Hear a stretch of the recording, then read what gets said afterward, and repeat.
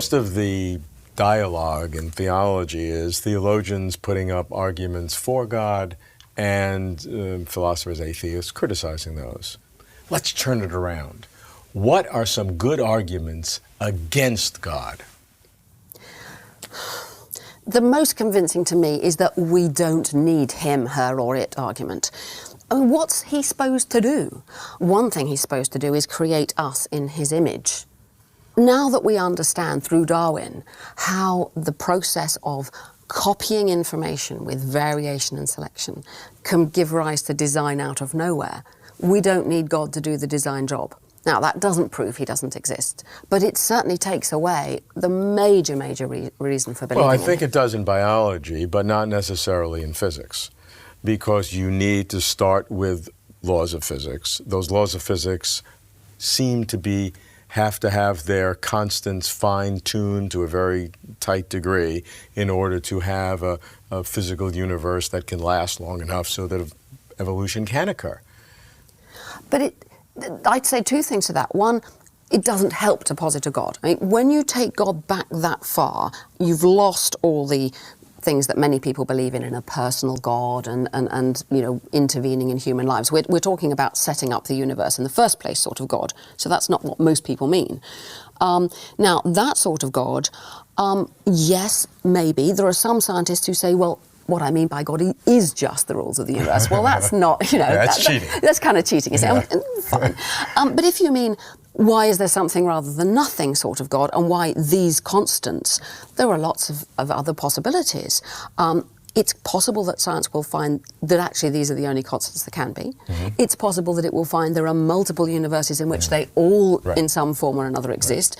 Right. We just happened, obviously, we wouldn't be here talking if we weren't in a universe that had those. The physicist God, if you like, the setting up the universe God, doesn't have any implications for heaven and hell and life after death and punishment and caring about who's good and who's evil. It doesn't really relate at all. Well, what are some of those other issues? What are some of the traditional things that you grew up with in a religious background that you can now look back upon and say that you don't have anything to do with? God's so nasty.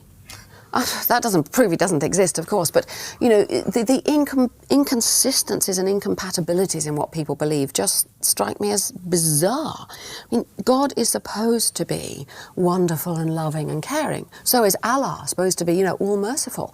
And yet their books, supposedly coming from them, either directly or indirectly, are full of go and kill the infidel, burn people in hell if they don't, you know, do the right thing. So people believe these nasty and incompatible things.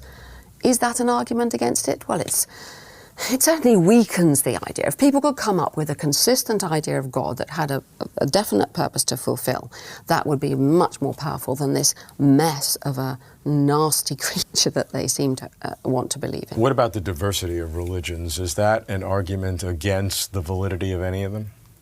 Yes, I think it is. When you learn about lots of different faiths, it's obvious that they can't all be true, and that if you want to believe in one, you've got to choose it for some reason, like, you know, I like the gods they come up with, or I like the places they worship, or something like that.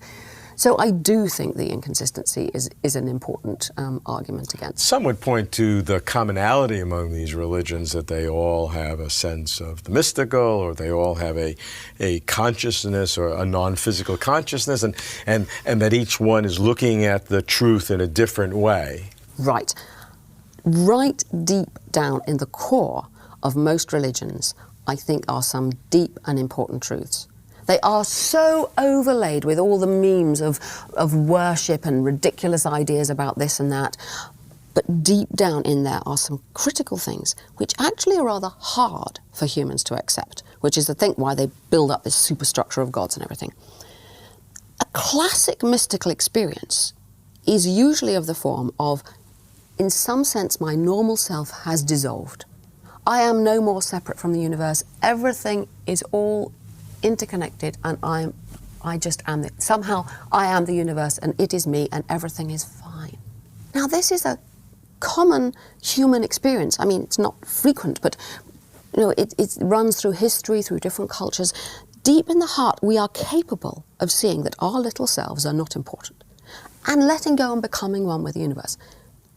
That doesn't require God. It doesn't require anything else. It doesn't require other dimensions or spirits or souls or life after death or any of that stuff. So I do think there are truths at the heart of a religion, but they're so simple. They're nothing to do with all that religious claptrap. And indeed.